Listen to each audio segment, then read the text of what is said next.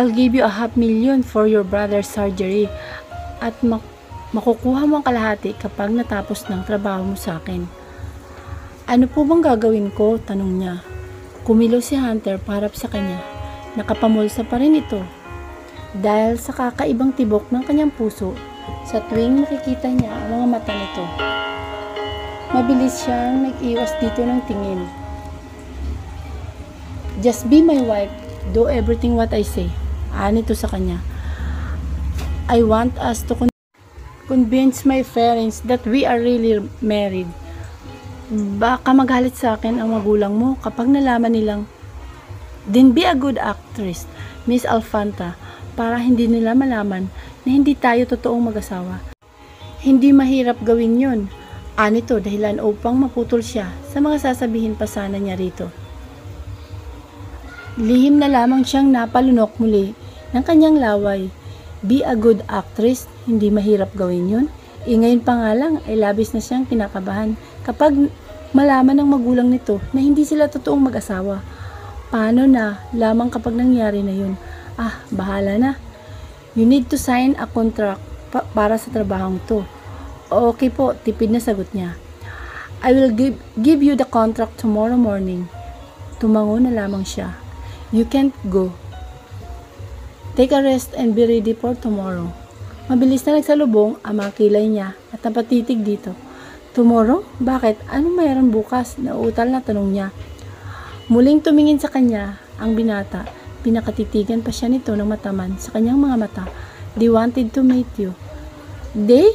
Sinong day? Tanong pa rin niya rito. Biglang umigting ang panga ng binata. Pagkuway, napabuga ng malalim na paghinga. My parents, saan nito? They wanted to meet you personally, that's why they're here right now. Biglang nanlaki ang kanyang mga mata dahil sinabi nito sa kanya. Ano raw? Nandito na sa Pilipinas ang mga magulang nito at gusto siyang makita at makilala ng personal? Teka. Hindi siya nakapaghanda. Ang akala niya ay nasa abroad pa ang mga ito at makakapag-ready pa siya ng ilang araw bago makita ang mga magulang nito. Pero bakit? Ready yourself tomorrow morning, Miss Alfanta. Anang Hunter at wala nang ibang sinabi pagkuhay, umalis at iniwan ng mag-isa roon sa swimming pool area ang dalaga. Tila nang hihina naman ang mga tuhod at napaupo si Mabel sa lounge chair na naroon sa likod niya. Wala sa sariling napahawak siya sa kanyang dibdib. Wala sa sariling napahawak siya nang maramdaman niyang mas lalong lumakas ang kabog niyon. Patay, paano kung marami silang itanong sa akin tapos hindi ko masagot? Paano ko? Oh Mabel, ano ba naman tong pinasok mo? Tama ba talaga itong naging desisyon mo? Nag-aalalang tanong niya sa kanyang sarili. Diyos na mahabagin. Para ngayon niya atang gusto na magsisi at umatras kung hindi nga lamang malaki ang pangangailangan niya ngayon. Hindi niya talaga gagawin yun dahil ayaw niyang magsinungaling, ayaw niyang papaniwalain ang mga magulang nito. Ang mga tao sa paligid nila, nakasal sila ni Hunter. Hindi siya ganong tao. Napabuntong hininga na lamang siyang muli. Ate, saan ka nang galing? Tanong sa kanya ni MG nang dumating siya sa ospital. May pinuntahan lang ako, sagot niya. Kumain na ba kayo ni Nexie? Tinawagan ko siya kanina na magpunta na lang siya rito. Tapos na kami kumain ate, kanina pa. Si Nanay at Nexie naman ay umuwi muna ulit sa bahay para kumuha ng ibang gamit ni Ken. Maya-maya lang ay babalik na rin yun sila. Napatango naman siya pagkuway umupo sa gilid ng kama ng kanyang kapatid. Kumusta na ang pakiramdam mo? Tanong niya kay Ken. Medyo okay naman po ate. Nang magpatingin siya sa kama na naroon sa tabi ng kama ng kanyang kapatid, nangunot ang kanyang noo. Nasaan na pala ang kaibigan mo? Tanong niya. Malungkot naman at tumingin si Ken sa bakanteng kama na naroon. Maya-maya ay ngumiti ito ng mapait sa kanyang ate. Wala na siya ate. Si MJ ang sumagot sa kanya. Ha? Takang tanong niya, paano wala na eh? Samantalang kanina bago siya umalis sa ospital, ikausap nila ang batang yun. Marami pa ngang ikinukwento sa kanila. Ate, natatakot po ako. Napatingin siya sa kanyang kapatid nang hawakan nito ang kanyang palad. Paano kung Ken, ano ba yan? Huwag kang mag-isip ng ganyan. Saway ni MJ sa kapatid. Umikot ito sa kabilang parte ng kama at doon ay umupo. Huwag kang matakot kasi wala namang masamang mangyayari sa'yo eh. Magiging okay ka rin. Hindi ka mawawala sa amin ng nanay at ate. Magdasal lang tayo. Nito sa kapatid. Hindi ba ang bilin sa'yo ni kanina, maniwala lang tayo? Sa Diyos na magiging okay ka rin? Yan ang sabi ni Jah sa'yo ha. Bakit siya ate? Bakit siya naniniwala naman siya na magiging okay din siya pero hindi naman nangyari? Paano kung pati ako mawala rin? Naiiyak na rin ito. Malungkot na kinuha ni Mabel ang kamay ng kanyang kapatid. Masuyo niya itong pinisil. Ken, hindi naman ibig sabihin na nawala si Jah. Kahit naniniwala siyang magiging okay din siya, ay ganun din ang mangyayari sa'yo. Siguro kasi yun ang oras ng buhay niya. Kasi ayaw ni Papa God na patuloy pa rin siyang mahirapan sa sitwasyon niya. Pagpapaliwanag niya sa kapatid. Paano ako ate? Paano kapag ayaw na ni Papa God na nahirapan ako sa sitwasyon ko ngayon? Paano kung wag mong isipin yun? Kasi pangako ni ate sa'yo, isa sa mga araw na ito ay may papagamot na kita. Mabilis na pinunasan ni Ken ang mga luha sa kanyang pisngin. Pagkuway, tumitig sa kanyang ate. Bakit ate, may pera na ba tayo para sa operasyon ko? Tanong nito. Tipid siyang umiti at tumango. Talaga ate? Taka at seryosong tanong din ni MJ. Oo, nakahiram na ako ng pera para sa pambayad natin sa operasyon mo. Kaya simula ngayon, huwag ka na mag-isip ng negatibo ha. Kasi gagaling ka rin. Anya at umangat ang kanyang kamay at pinunasan ang luha sa pisngi ng kapatid. Talaga po ate? Oo bunso, may pera na tayo para sa pampapagamot mo. Mabilis na kumilos si Ken palapit sa kanya at yumakap sa kanya ng mahigpit. Mas lalo itong napaiyak. Salamat ate, ngumiti na lamang siya. Habang banayad na humahaplos ang palad sa likuran ng kanyang kapatid. Ikaw ba Ken? Bigla siyang napalingon sa babaeng lumapit sa kanila at nagtatanong. Bakit po? Ako nga po si Ken, tanong niya sa Ali. May yakap-yakap itong stuffed toy na Pokemon habang namamaga ang mga mata. Kunot ang noo na napatitig siya sa babae. Kung tama ang pagkakaalam niya, yun ang stuffed toy na hawak-hawak ni Jah kanina. Mapait na ngumiti ang babae. Ako ang mama ni Jah. Bigla siyang nalungkot para sa ginang, lalo pat kitang-kita niya ang sakit at lungkot sa mga mata nito dahil sa pagkawala ng anak nito. Nakikiramay po kami sa inyo, anya sa babae. Salamat, anito. Pwede ba kitang makausap? Maya-maya tanong nito sa kanya. Saglit niyang tinapunan ng tingin ang dalawang babae saka sumunod sa ginang na ngayon ay palayo na sa kanila. Saglit lang ako ha, anya. Naabutan niya ang babae sa labas ng ward. Bakit po? Tanong niya. Malungkot na nagpakawala ng malalim na buntong hininga ang ginang. Matagal nang may sakit na kanser sa utak ang anak ko. Pag-uumpisa nito ng kwento. Umupo ito sa bench na naroon sa gilid ng pasilyo. Mataman lamang siyang nakatitig sa babae. Maya-maya ay paupo na rin siya sa tabi nito. Nakahanda na talaga kaming lahat sa mga mangyayaring ito. Although masakit pa rin at nakakalungkot na wala nang nag-iisa naming anak. Pero kailangan talagang tanggapin eh. Alam ko po at naiintindihan ko po ang nararamdaman nyo ngayon kasi nawalan na rin po kami ng mahal sa buhay, saad niya. Malungkot na muling ngumiti ang ginang nang tingnan siya nito. Kagabi kinakausap ako ni Jah. Ang sabi niya, gusto niya raw na gumaling si Ken sa sakit niya kahit wala na sa plano namin na. Ang seryoso niyang mukha habang nakatitig sa ginang ay biglang nagbago nang maya-maya ay may biglang pumasok sa isipan niya. Ayaw man niyang unahan pero parang may alam na siya kung anong nais nitong sabihin sa kanya. Halos pigil ang paghinga niya habang nag-aabang sa susunod pang sasabihin ng babae sa kanya. Jah decided na i-donate niya ang puso niya kay Ken. Bigla siyang naluha dahil sa sinabi nito. Gusto niya raw na humaba pa ang buhay ng kapatid niyo kaya gusto niya ibigay kay Ken ang puso niya. So, wala sa sariling napayakap siya sa ginang. Hindi pa man ito tapos sa pagsasalita. Bahala na basta lang umaapaw sa kaligayahan ang kanyang puso sa mga sandaling yun. Kung nung mga nakarang araw ay puro problema ang iniisip niya kung saan siya uutang na malaking halaga ng pera at kung saan sila maghanap ng heart donor. Ngayon naman ay kusa na iyong dumating sa kanila. Salamat po. Salamat po talaga, umiyak na saad niya sa babae habang nakayakap pa rin siya rito ng mahigpit. Hinawakan ng ginang ang kanyang braso at masuyo iyong itinapik-tapik. We just wanted to help. Pinunasan niya ang kanyang mga luha sa pisngi nang humiwalay siya rito. Hindi niyo po alam kung gaano po kasayang puso ko ngayon. At sigurado rin po ako na matutuwa si Ken sa magandang balita na ito. Maraming salamat po. Paulit-ulit na pagpapasalamat niya rito. Malapad ang ngiti sa mga labi niya nang bumalik siya sa ward. Pagkatapos ng pag-uusap nila ng ginang kanina, ay dumiretso sila sa doktor para mapag-usapan ang tungkol sa pagdodonate ng puso ni Ja sa kapatid niya. Kailangan niya na lamang ding makausap si Hunter kung kailan ito magbibigay sa kanya ng pera para makapag-set na rin sila ng schedule kung kailan pwede maoperahan ang kanyang kapatid. Ate, saan ka galing? Tanong ni Nexie sa kanya. Naroon na rin ang kanyang nanay. Sa halip na sagutin ang tanong ng kanyang kapatid, ay umupo siya sa gilid ng kama at hinawakan ang kamay ng bunsong kapatid. May good news ako sa iyo, bunso, Anya. Anong good news yun, anak? Tanong ni Corazon. Nay, makinig po kayong mabuti ha. Anya habang hindi pa rin nawawala ang malapad ng ngiti sa kanyang mga labi.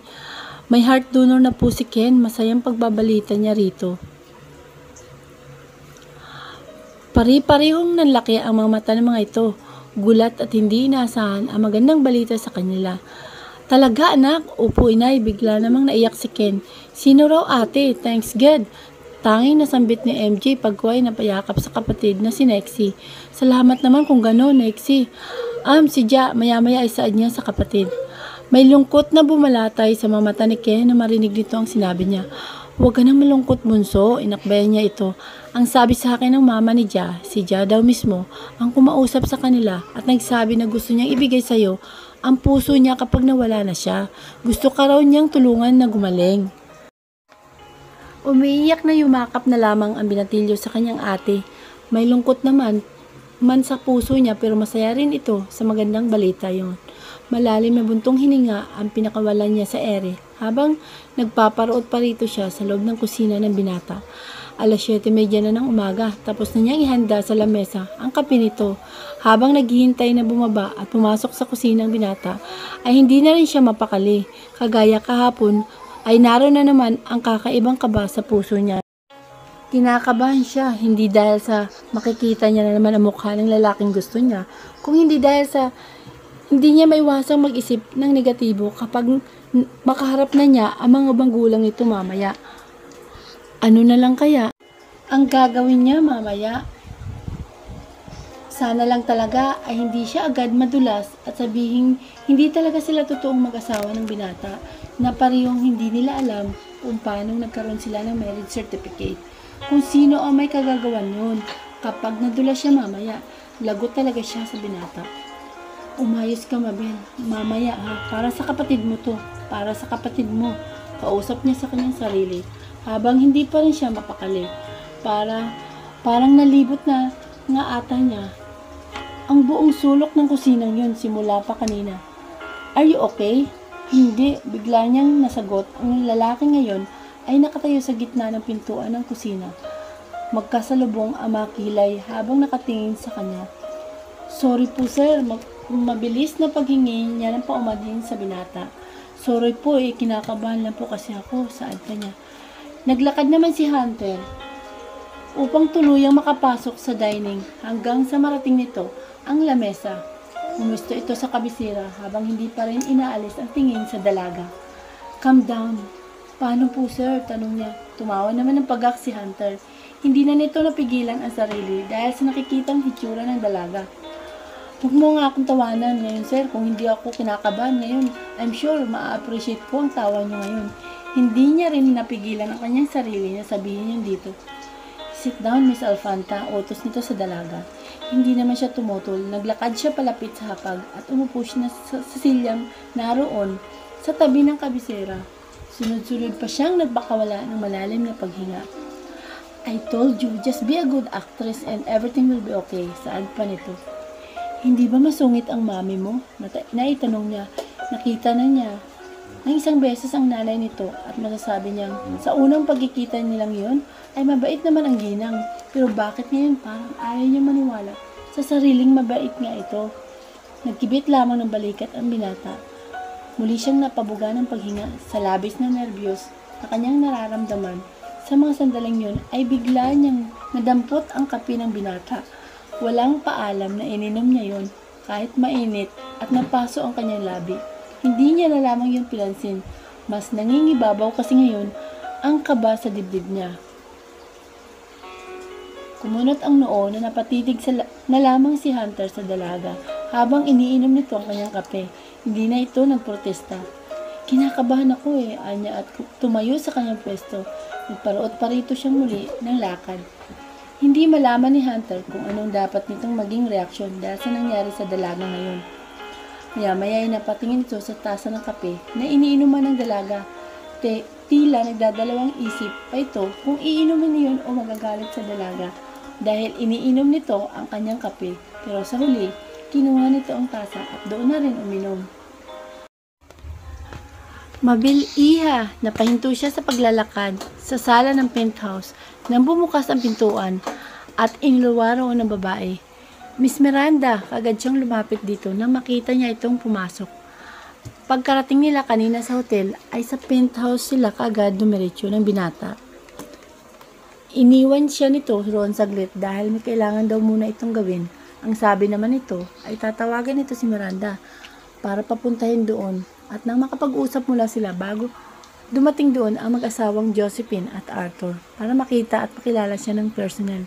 Iha, Miss Miranda, kinakabahan po ako, anya at napahawak sa kamay ng babae.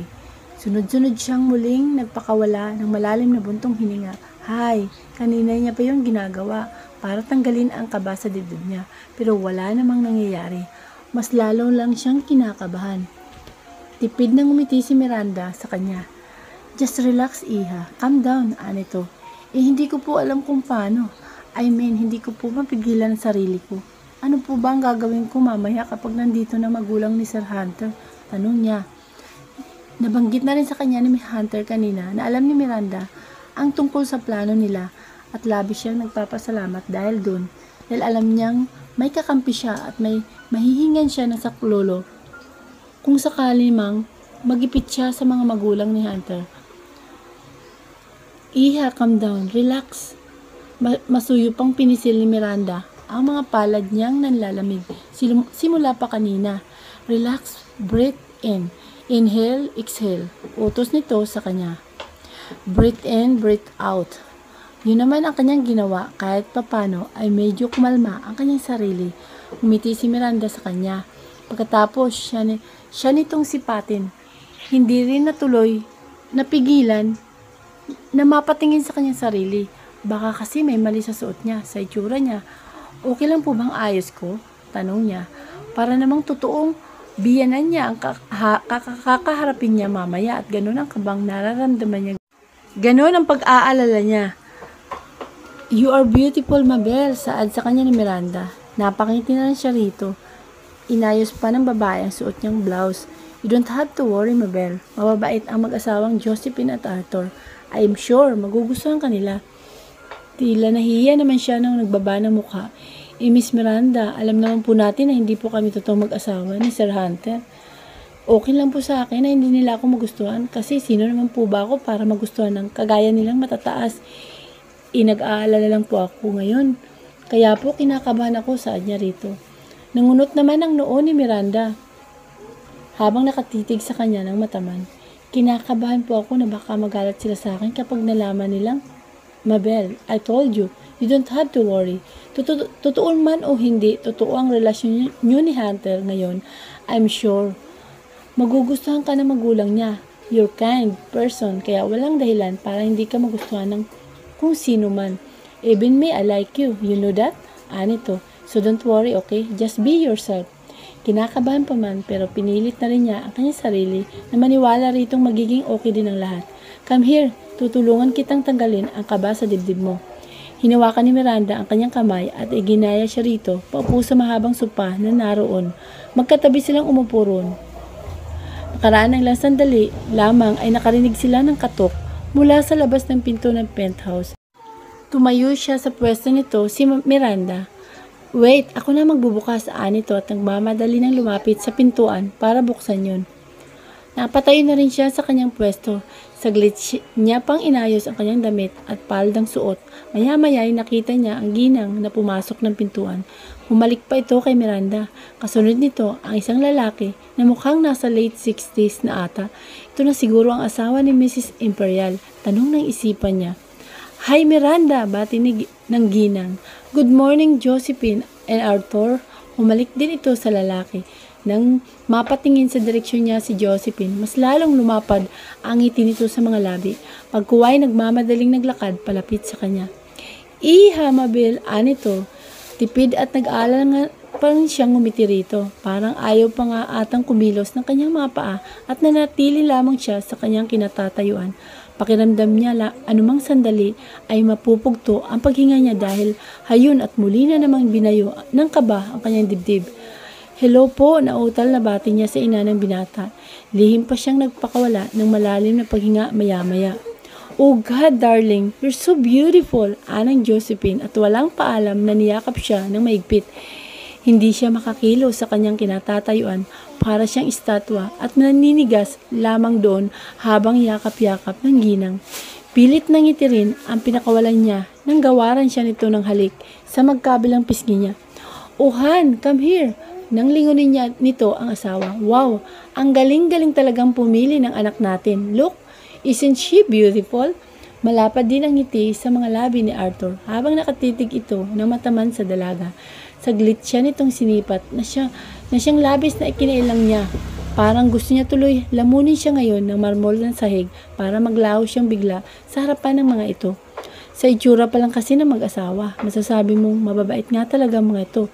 Lalo tuloy siyang nakaramdam ng guilt feelings dahil lulukuhin nila ang mga ito. My daughter-in-law, oh finally, I'm happy to meet you Iha, anang Arthur, at niyakap na rin nito ang dalaga pagkatapos ay hinalikin din sa magkabilang pisngi. Kagaya ng ginang, ay tipid at pilit ng ngiti rin ay binigay niya rito. Hi po sir, kumusta po kayo? Tanong niya. Come on Iha, you don't have to call me sir. You're now part of the family. Asawa ka na ng unico iho namin, kaya tatawagin mo na rin akong daddy, saad nito. Lihim na napatingin na lamang siya kay Miranda na ngayon ay nakatayo sa likuran ng mag-asawa. I'm so happy right now, you know that Mabel? Tanong sa kanya ni Josephine. Because finally, our hunters settled his life with someone he loves with you. You're right honey. Mabilis na pagsang-ayon ng lalaki sa asawa nito. Kaya pala nung unang beses na magkita tayo rito ay sobrang gaan agad ng loob ko sa'yo. It's because asawa ka ng hunter namin. Idadagdag bang saad ni Josephine sa kanya. Hindi niya malaman kung ano ang gagawin sa mga sandaling yon. Kung ano ang sasabihin niya sa mga ito. Basta na lamang niya siyang napangiti habang nakatingin sa mga ito. Pinipilit na itago ang kabang nararamdaman niya. Miranda. Yes, Josephine. Tugon ito. Where's Hunter? Bakit niya iniiwan dito ang asawa niya? Ahem.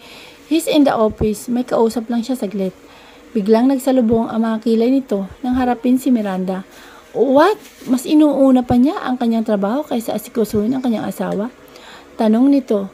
Bumuntong hininga pa ito ng malalim pagkatapos ang batang yun talaga wala nang ibang inatupag kundi ang trabaho niya. Pagsabihan mo nga yung anak mo, honey. Nagkibit ng mga balikat at tumango naman ang lalaki. Don't worry, Han. I'll talk to him later. Ani nito. Ano na, Mabel? Wala ka bang balak na gumalaw dyan? Baka maging bato ka na riyan sa pwesto mo. Anang kanyang isipan habang nakatingin lamang sa mag-asawa. Mabel, Iha, po, nang tawagin siya ni Miranda. Come here, Iha, tulungan mo akong ihain ang pagkain para makakain na kayo. Anito. Kahit medyo nanginginig ang kanyang matuhod dahil sa labis na kabang nararamdaman, wala na rin siyang nagawa, kundi ang sumunod kay Miranda, papunta sa maliit na kusina roon sa penthouse. Excuse lang po, paalam niya sa mag-asawa. Ma'am, napaangat agad ang mukha ni Mabel na bumukas ang pintuan ng penthouse at iniluwa roon ang binatang kanina pa niya hinahanap. Ewan pero nang tumingin siya sa kanya, Si Hunter nararamdaman niyang parang saglit na huminto ang pagtibok ng kanyang puso. Lalo na makita niyang ngumiti ito sa kanya. Wait, ngumiti ito sa kanya. Diyos na mahabagin, ngayon ko lang siya nakita ngumiti at ang gwapo nga lang talaga niya pag humiyaw ng kanyang isipan. Para namang nanalo siya sa loto dahil sa ngiting yun. Well, kung sa bagay, kung ganito kagwapong lalaki ba naman kasi ang ngingiti sa'yo? Gayong alam mo naman na laging nakasalubong ang mga kilay kapag magkikita kayo. Parang nanalo ka na rin ng loto. Kapag makita mong ngumiti sa'yo, yun ang nararamdaman niya ngayon. Parang gusto niya tuloy itong takbuhin at sabihin ngumiti ulit para kunan niya ng litrato. Baka kasi ito na ang una at huling beses na makita niya itong ngingiti. Sayang naman ang pagkakataon. Iho, Hunter, yumakap si Josephine sa anak nito pagkatapos ay humalik sa pisngi nito. Ma'am, Dad, bati nito sa mga magulang. Maya-maya ay tumingin itong muli sa kanya. Wipe, naglakad ito palapit sa kanya. At sa hindi niya inaasahang gagawin ito sa kanya, halos maging tuod na siya sa kanyang kinatatayuan nang halikan siya ni Hunter sa kanyang pisngi at biglang lumusot sa baywang niya ang isang braso nito. Hinapit siya nito. Mabel, okay ka lang? Tanong niya sa isipan habang nakatulalang, nakatingala sa binata ngayon ay nasa tabi niya. Malawak pa rin ang pagkakangiti sa kanya. Pakiramdam niya, saglit na muling tumigil ang pagtibok ng kanyang puso habang nararamdaman niya ang kuryenteng nanunulay mula sa katawan ng binata papunta sa kanya. Gusto niya itong itulak palayo sa kanya dahil iba ang nararamdaman niya sa mga sandaling pero hindi niya naman magawa. Are you okay? Bulong sa kanya, natanong sa kanya ni Hunter. Muli siyang nakaramdam ng kakaiba sa sarili niya nang masuyong pisilin ni Hunter ang kanyang bewang. Muli siyang napatitig sa mukha nito. Shit, ang gwapo. Ang tanging nasabi ng kanyang isipan habang gadangkal na lamang ang layo ng mukha nila sa isa't isa. Nagsisimula na mag-init ang kanyang mga pisngi na sa hindi niya malamang dahilan. Oh, look at them, Han. They're so sweet. Kinikilig pang saad ni Josephine habang nakayakap sa asawa. Naalala ko bigla ang kabataan natin. Yeah, right. Oh, hindi na tuloy ako makapaghintay na magkaroon ng apo sa dalawang to. Bigla siyang napalingon sa mag-asawa. Ano raw, apo? Sa kanila ni Hunter. Oh, Diyos ko, paano mangyayari yun? Come, wife, let's eat. Anang Hunter ay ginaya na siya palapit sa lamesa. Ma'am, Dad, let's eat.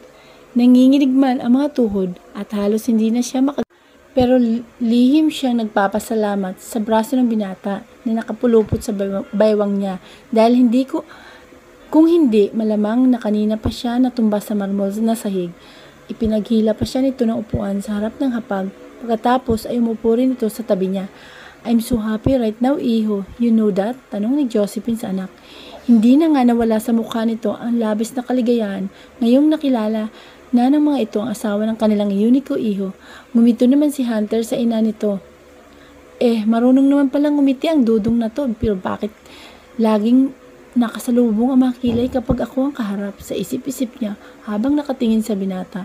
Diyos ko, ang gwapo mo, ang sarap panggigilan. Sorry if Mabel and I didn't tell you about our wedding. It's just that, that's okay, iho. We understand you. Putol ni Arthur sa iba pang sasabihin ni Hunter. Ang totoo niyan, ganun din naman ang ginawa ko nung bagong kasal pa lang kami ng mami mo. Naging sikreto rin namin sa una ang kasal namin.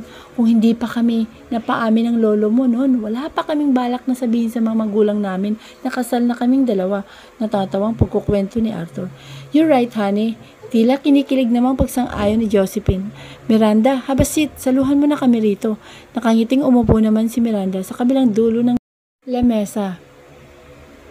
Tahimik lamang si Mabel habang nakikinig sa kwento ng mag-asawa. Well, wala rin naman siyang sasabihin. Mas mabuti nang manahimik na lamang siya at makinig sa usapan ng mga ito kaysa madulas pa siya. Are you full, wife? Tanong ng Hunter sa kanya nang balingan siya nito ng tingin. Hindi agad siya nakasagot. Bakit kasi labis na tumitibok ang kanyang puso sa tuwing tatawagin siya nitong wife. Para namang totoo at labis na nag-react ang kaibuturan niya. Hey! Hinawakan ni Hunter ang kanyang baba at masuyo yung pinisil nang mapatulala na naman siyang muli sa mukha ng binata. Ewan, pero mas malakas ang kuryenteng dumapo sa baba niya nang hawakan niyo ni Hunter. Kaya kanina lang, nang magkadaiti sila at hawakan nito ang kanyang bewang. Napakurap-kurap pa siya at mabilis na nag-iwas ng tingin dito. Excuse me. Excuse me lang po, Anya, punta lang po ako sa banyo. Paalam niya sa mga ito. Hindi na niya hinintay ang sagot mula sa binata, basta na lamang siyang tumayo at nagmamadaling pumunta sa silid ni Hunter. Sunod-sunod na malalim na buntong hininga ang pinakawala ni Mabel sa ere habang nasa tapat siya ng lababo sa loob ng banyo. Sobrang lakas pa rin ang kabog ng kanyang dibdib. Hindi niya alam kung paano yun pakakalmahin ngayon. Parang pakinamdam niya na iwan sa baba niya. Sa baba niya ang kamay ni Hunter. Hanggang ngayon kasi ay nararamdaman niya pa rin doon ang kuryente. Nahawakan siya ng binata at ramdam niya pa rin ang pag-iinit ng kanyang mukha. Okay, Mabel, kalma. Kalma ka lang, umayos ka, kausap niya sa sarili habang nakatingin sa kanyang reflection sa salamin. Gamit ang kanyang mga palad ay pinaypayan niya ang kanyang mukha upang mawala ang pag-iinit doon. Ay, ano ba tong nangyayari sa akin? Bakit ayaw tumigol ng pagtibok ng malakas ng puso ko? Reklamo niya at bagya pang hinahaplos ang tapat ng kanyang dibdib. Nakakabaliw naman kasi tong si Sir Hunter. Bakit bigla na lang ngingiti? At tatawagin akong wife, Diyos ko naman po, hindi ako nakapaghanda. Muli siyang napabuga ng malalim na paghinga. Miss Alfanta, bigla siyang napalingon sa nakasaradong pintuan ng banyo. Hayo na naman at automatikong nagririgo doon ang kanyang puso. Napangiwi na lamang siyang nasapo ang kanyang noo. Ah, Diyos ko, ano ba tong ginagawa mo, Mabel? Ano ba itong ginagawa mo sa akin, Sir Dodong? Mabel, yes po sir, saglit lang. Anya at muling napatingin sa malaking salamin. Pilit siyang umiti sa kanyang sarili. You just have to be yourself, Mabel. Sabi nga ni Miss Miranda, hindi ba? So be yourself, kaya mo to. Tumango pa siya sa kanyang sarili. Saka inayos ang suot na damit. Pagkatapos ay naglakad na rin siya palapit sa pinto at binuksan yon. Unang bumungad sa kanya ay ang binatang nakatayo sa tapat ng pintuan. Seryoso na naman ang mukha nito. Sorry po sir, kinakabahan lang po kasi ako saad niya. Hindi naman agad nagsalita si Hunter. Sa halip ay pinakatitigan nito ng mataman ang dalaga. Ewan, pero simula nang halikan niya ito kanina sa pisngi, hawakan niya ito sa baywang at magkadaiti ang kanilang mga katawan, ay parang may kakaiba na sa kanya. Hindi niya maipaliwanag kung ano yun, basta ang alam lang niya, he had never felt that way before, kahit sa mga nauna niyang naging karelasyon noon sa abroad. Mabel gives him a feeling he can't understand. Sir, anya nang makaramdam siya ng pagkailang dahil sa mga titig nito sa kanya. He cleared his throat. Are you done? Tanong nito. Tumango naman siya bilang tugon dito. Bagyang bumuntong hininga si Hunter.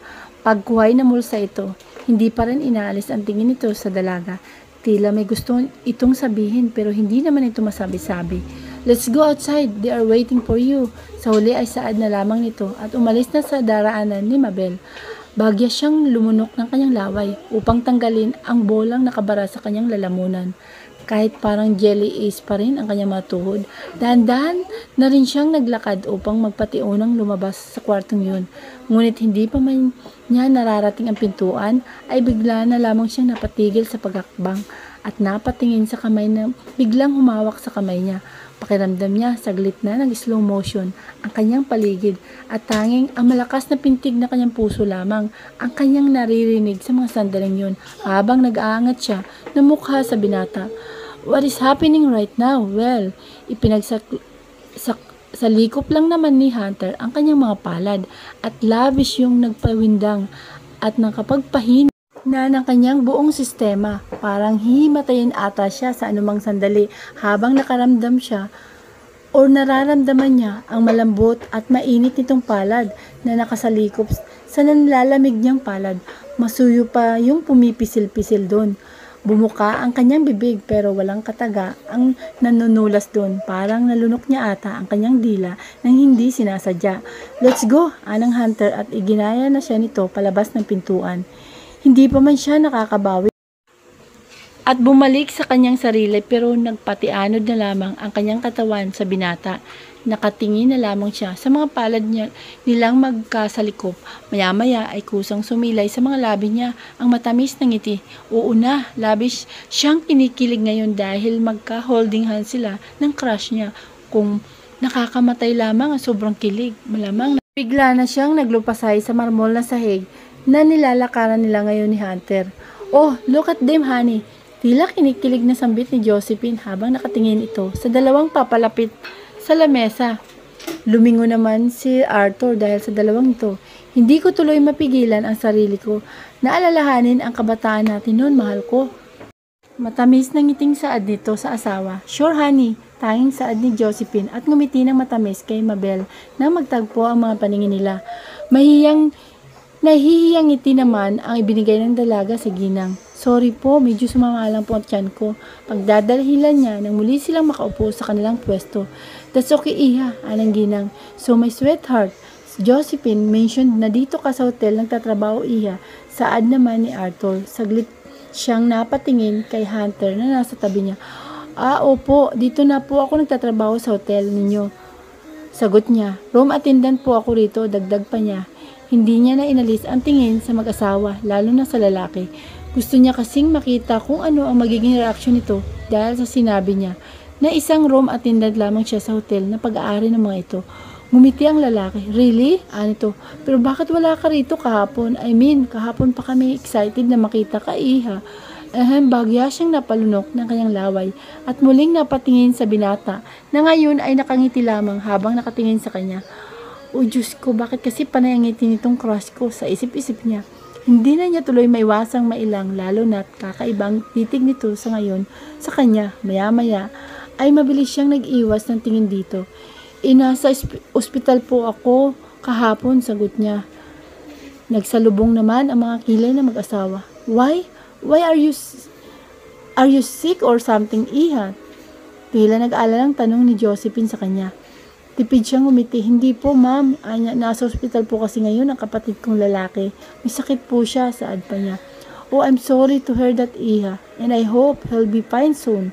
Salamat po. Marami pa silang mga napag-usapan habang kumakain. Laking pasasalamat na lamang din niya na lahat naman ng mga tanong ng mag-asawa ay nasasagot niya ng maayos. Para nga silang totoong mag-asawa ni Hunter sa harap ng magulang nito.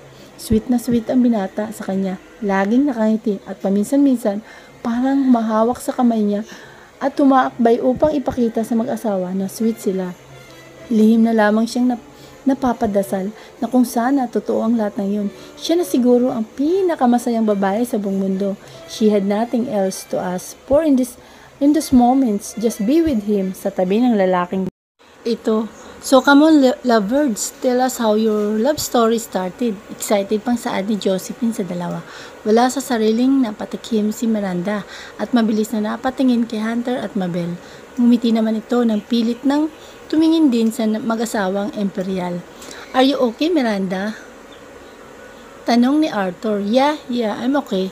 Don't mind me. Nasamid lang ako. Nakangiti pa rin saad nito. Kinuha nito ang baso ng tubig at uminom doon.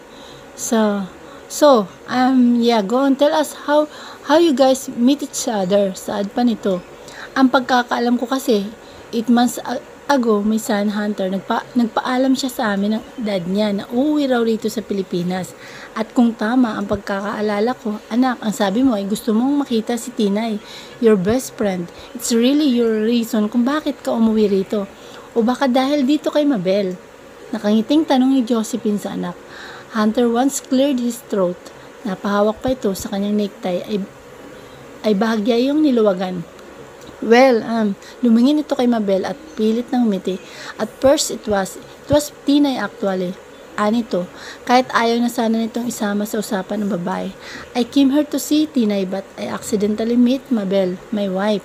Tumango-tango pa ito. Pagkuway, umangat ang isang braso at ipinatong yun sa ibabaw ng upuan ni Mabel. Bagyang napakislot pa ang dalaga nang maramdaman niyang dumampi sa braso niya ang kamay nito. Saglit siyang kumilos sa kanyang pwesto para sana ilayo ang kanyang likod mula sa pagkakasandal sa upuan. Pero mas lalo pang hinigpitan ng binata ang pagkakahawak nito sa kanyang braso at pinigilan siya.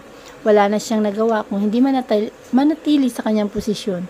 And everything was like he shrugged.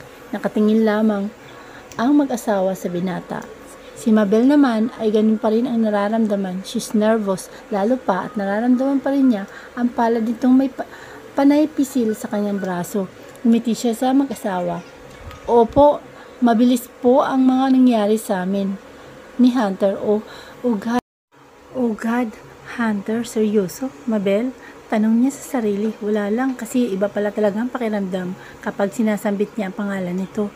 Parang pakiramdam ko nga po, isang panaginip lang ang lahat kasi pagkagising ko, nagulat na lang po ako, nakasal na pala kami.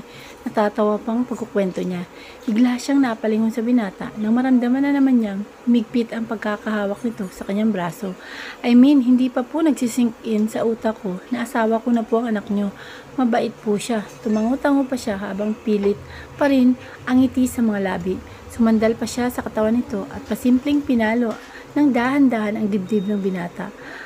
Ah, Mabel, good move ka riyan, alang isipan niya. Dati nakita mo lang ito tapos ngayon. Ayan, nahawakan mo na. Salamat po sa blessings, Papa God. Wow, so sweet. Ipinagsali ko pa ni Josephine ang mga palad nito habang nakatitig sa dalawa. Nasa mukha. Your mom told me last night na gusto na muna niyang manatili rito. Sa susunod na buwan pa naman ang kasal ng kapatid mo. Yeah, para naman mas makilala ko pa lalo itong si Mabel para naman makapag-banding pa kami. Umayo siya sa kanyang pagkakaupo at muling napatingin sa binata. At sa bahay niyo kami titira. It's just a couple of weeks, iho. Ayaw mo bang magkabanding kami ng asawa mo? Tila nagtatapong tanong nito sa anak. No, of course not, ma'am. Mabilis na sagot nito. Ngumiti naman ang ginang. Well, then good. Napangiti na lamang siya nang pilit sa mag-asawa pagkuwa'y kinuha ang baso ng tubig at uminom siya ron. Patay talaga ako rito. Ang akala ko, uwi agad sila, bulong niya sa sarili. Saying something, iha? Tanong ng ginang. Wala po, ang sabi ko po. Excited na ako ipagluto kayo para pumatikman nyo ang luto ko. Nakangiting saad niya. Yeah, we're excited to. Napapatikim na lamang siya upang tanggalin ang bolang nakabara sa lalamunan niya. Ramdam niya rin ang kaba sa dibdib niya na mas lalo pang lumakas. Sa iisiping hindi lang pala ito ang araw na aarte siya sa harap ng mga magulang ni Hunter. Bahala na si Dodong sa loob-loob na lamang niya. Nakangiti lamang si Hunter. Habang nakatitig lamang, ito nang mataman sa naka-side view ng mukha ng dalaga. Sir Hunter, untag niya sa binata nang maiwan na silang dalawa sa penthouse nito. Saglit kasing nagpaalam ang mag-asawang Josephine at Arthur para makipagkita sa mga amigo ng mga ito. Si Miranda naman ay bumalik na rin sa trabaho. Tapos na rin niyang iniligpit at hugasan ang mga pinagkainan nila kanina. Kahit papano ay nabawasan na rin ang kaba sa kanyang dibdib dahil wala na sa harapan niya ngayon ang mga magulang ng binata. Pero ang kakaibang kaba sa dibdib niya dahil sa mga nangyari sa kanila ni Hunter kanina ay naroon pa rin. Hindi na ata yun mawawala. Bagya siyang tumikim. Kasabay ng pag-iwas niya ng tingin sa binata nang kumilos ito at humarap sa kanya. Malayong malayo na ang itsura nito ngayon kaysa kanina. Kung kanina ay nakangiti ito ng labis, ngayon naman nakakapagpatunay sa kanyang puso. Ngayon naman ay magkasalubong na naman ang mga kilay nito. Back to normal kung baga. Yeah, seryosong tanong nito sa kanya. Pwede po ba magpaalam na sa inyo? I mean, pwede po bang sumaglit muna ako sa ospital? Babalik naman po agad ako para magtrabaho. Saan niya? Na hindi pa nakatingin ng diretsyo sa mga mata nito. Saglit na tumitig ang binata sa dalaga. Why? Kukumustahin ko lang po sana ang kapatid ko. Banayad na nagpakawala ng buntong hininga si Hunter. Sa kanito dinampot ang rock glass na nasa ibabaw ng center table. Pagkuway tumayo sa pwesto nito. Nang humakbang ang binata palapit sa kanya, ay bahagya siyang napaatras at muling nag-iwas ng tingin. Good job, Miss Alfanta. Anito, wala sa sariling. Muli siyang napaangat na mukha upang tingnan ito. Po, kahit parang nanghihipnotismo na naman ang mga mata nito habang nakatitig sa kanya.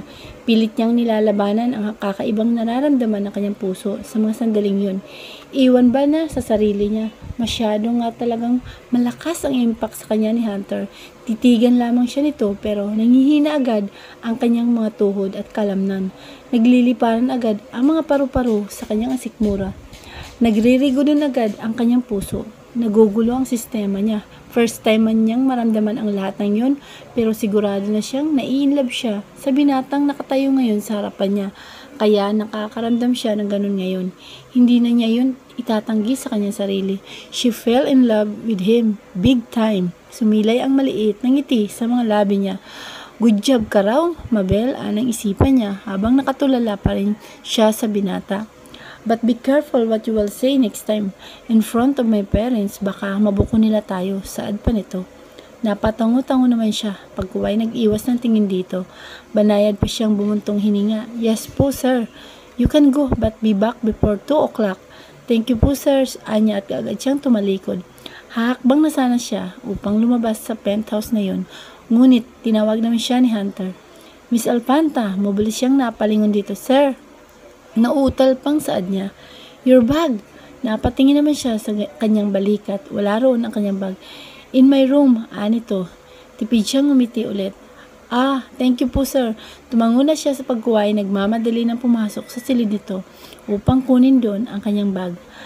Ano ba yan, Mabel? Bakit kasi natataranta ka? Paninirmon niya sa sarili. Ewan ba, pero mukhang nasasanay na ang kanyang sarili na matarantas sa tuwing nariyan sa paligid niya ang binata. Ikaw ba naman kasing lapitan ng crush mo? Hindi ka matataranta, ha? Tanong ulit niya sa sarili. Napapailang na lamang siya. Isa pa yon, mukhang nagiging habit na rin niya kausapin ang sarili niya kapag nariyan sa paligid niya si Hunter. Nababaliw na ata siya. Miss Alfanta, sus Mariusip, gulat na sambit niya nang biglang pumasok sa silid ang binata. Napaharap siya rito. Nakakagulat naman po kayo, sir, at aatakihin ako nito sa puso eh. Tila naiinis pang saad niya habang nakahawak sa tapat ng kanyang dibdib. Nangunot lamang ang noo ni Hunter habang nakatingin sa kanya. Sorry sir, magugulatan lang po talaga ako, saad na lamang niya. Juancho is already in the lobby. Magpatid ka na, papunta sa ospital. Saad nito sa kanya. Hindi na po sir, do what I said. Napasunod na lamang ang tingin niya sa binata nang bigla itong tumalikod at umalis. Napakabusi niya talaga, anya sa sarili. Lahat ng sasabihin niya, dapat yun ang masusunod. Napa-speed na lamang siya habang umiiling. Pero okay na rin, at least hindi na ako gagastos ng pamasahe. Maya-maya pangiti na rin siya at lumabas na ng kwarto. Hindi na niya nakita sa sala ang binata. Siguro ay nasa beranda na ito at inuubos ang alak nito. Tahimik na lamang siyang lumabas ng penthouse.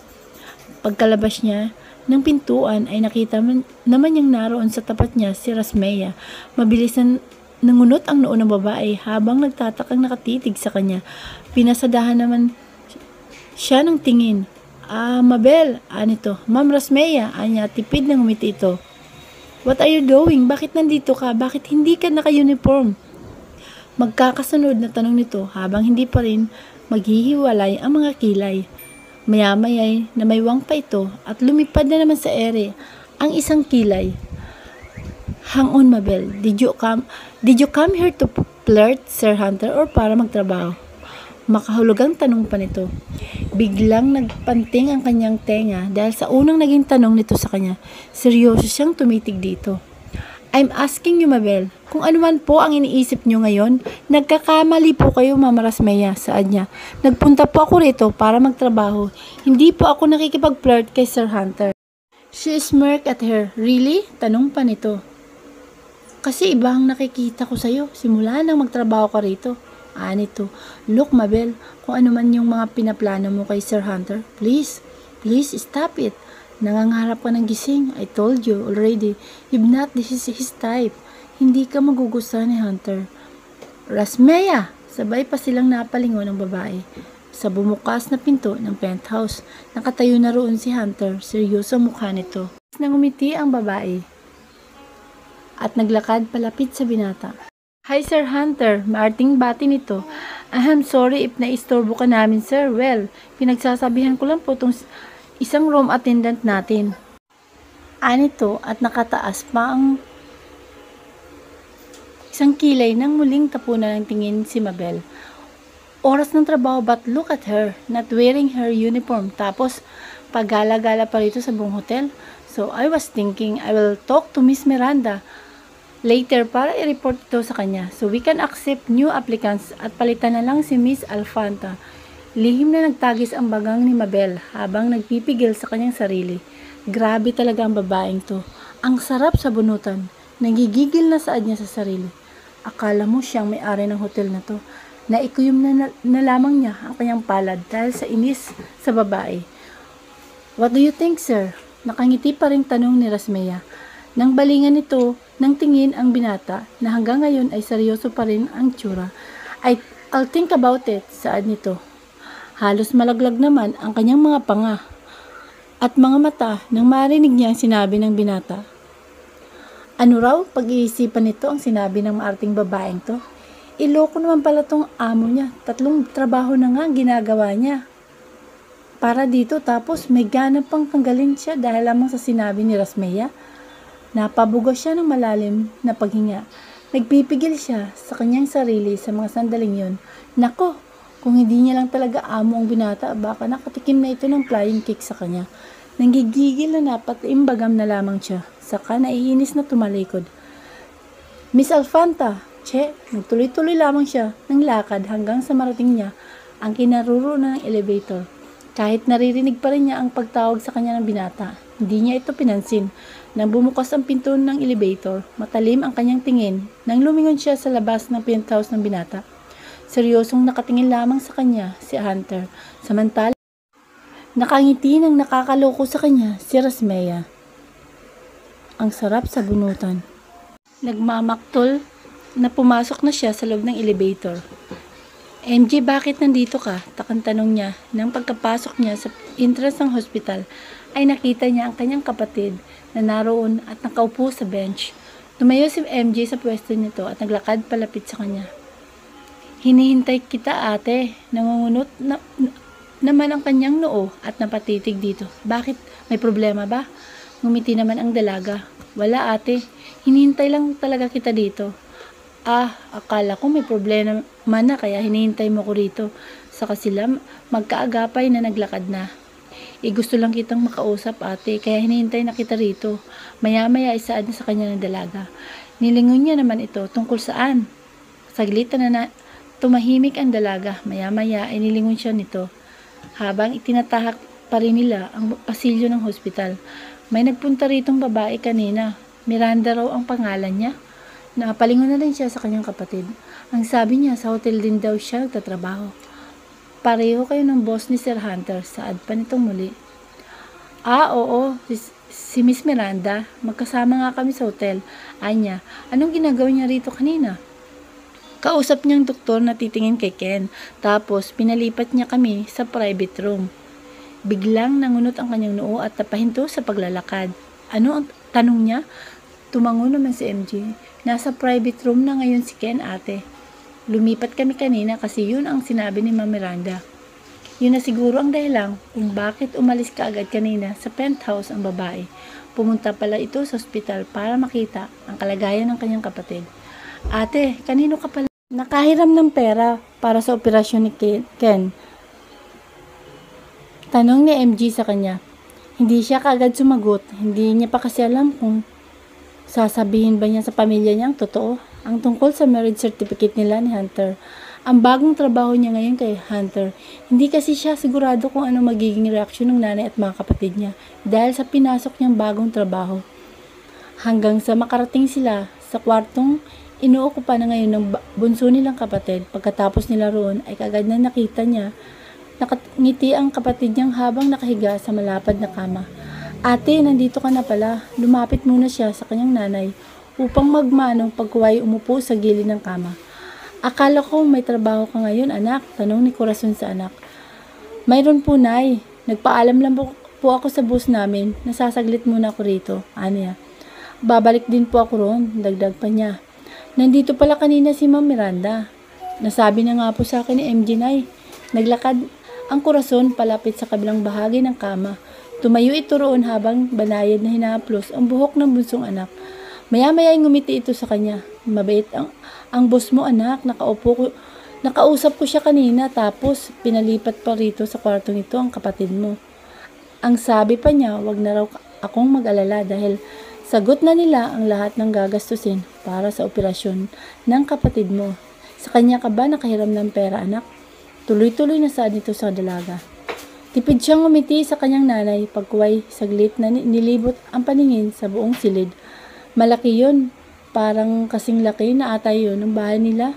May sariling flat screen TV na nakasabit sa pader. May maliit na refrigerator sa sulok. May sariling banyo, may center table, at sala set. Parang nasa bahay ka lang din, naka-air condition pa yun.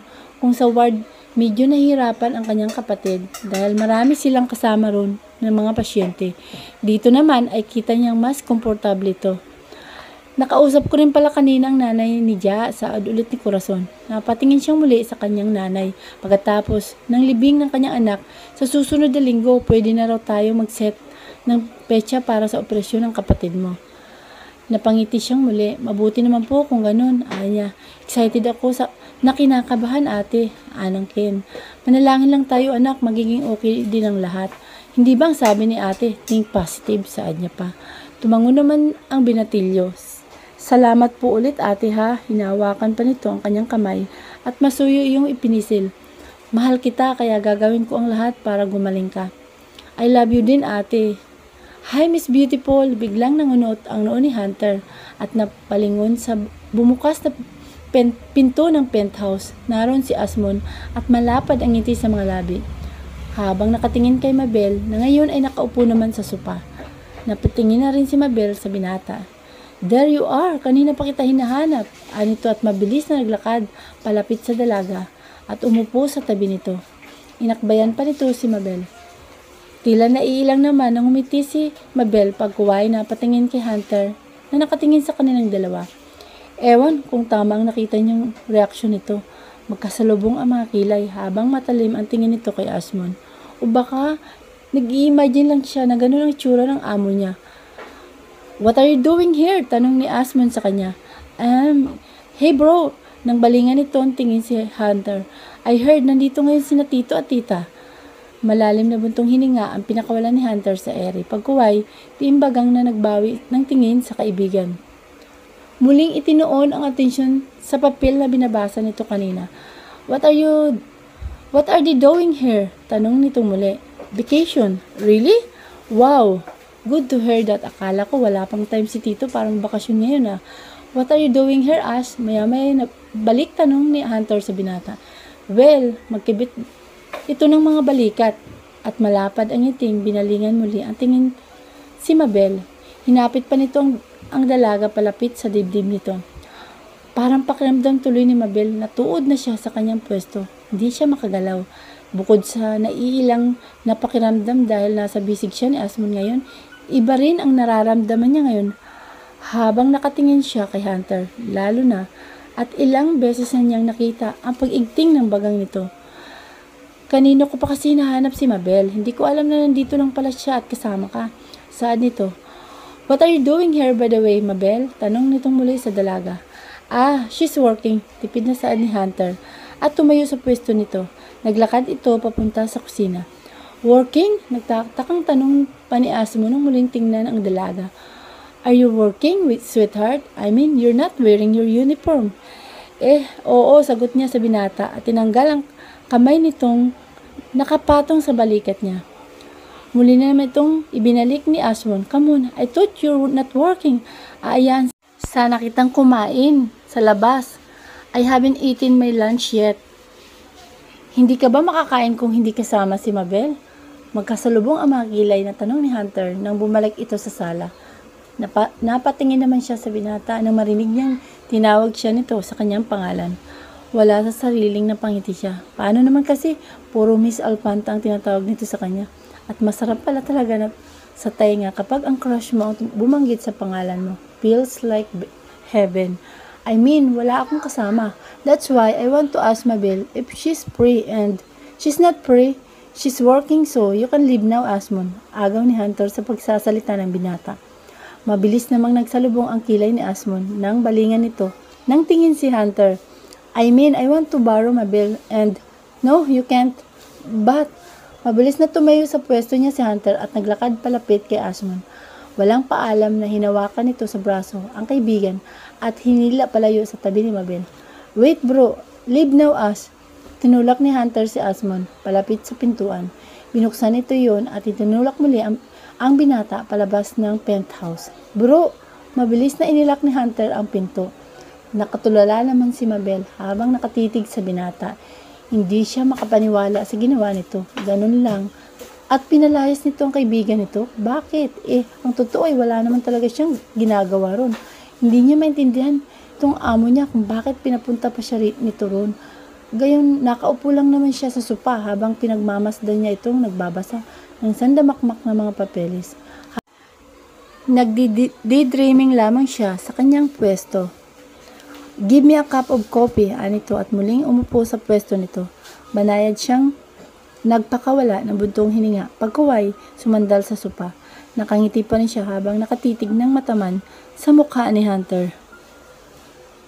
Nang mag-angat ng mukha ang binata, mabilis na nagsalubong ang makilay nito nang makitang nakatulala sa kanya ang dalaga.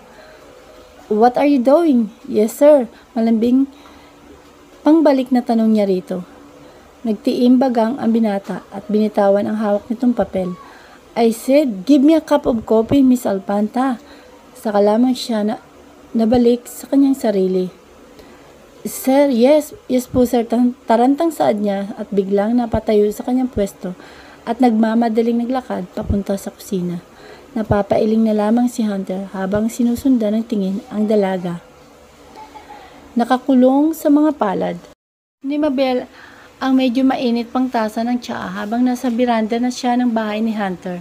Kasama niya ang nanay nito. Hindi niya alam kung anong dahilan ng pangangatal ng kanyang bibig, maging ang bahagyang panginginig ng kanyang mga tuhod. Siguro dahil sa malamig na simoy ng panggabing hangin o baka sa nervyos niya dahil ngayon ay napagsolo na sila ni Mrs. Imperial. Kinakabahan siya na baka kung ano na naman ang mga itatanong nito sa kanya. Ngayon tapos hindi niya masasagot ng maayos. Mananagot talaga siya sa binata, lalo na sa mag-asawa. Wala si Hunter, nasa opisina nito ngayon kasama si Mr. Imperial. Mga mayayaman nga naman, kahit gabi na, negosyo pa rin ang inaatupag. Are you okay, ha? Tanong ni Josephine sa kanya. Bagya siyang tumango at tipid nang umiti rito. Okay lang po ako, sagot niya. Or maybe you are cold. Hindi po, okay lang po akong anya. Are you sure? Tumango lamang siya sa ginang. Okay, just let me know kung nilalamig ka na ha. Pwede ka nang pumasok at magpahinga sa kwarto ninyong mag-asawa. Wala sa sariling napalunok siya ng laway dahil sa sinabi nito. Lihim pa siyang nagpakawala ng malalim na buntong hininga. Isa pa yun sa problema niya ngayon. Kanina ay kinausap siya ni Miss Miranda. Sinabi ng babae sa kanya na kailangan niyang manatili sa bahay ng binata hanggat naroon ang mga mag-asawang imperial.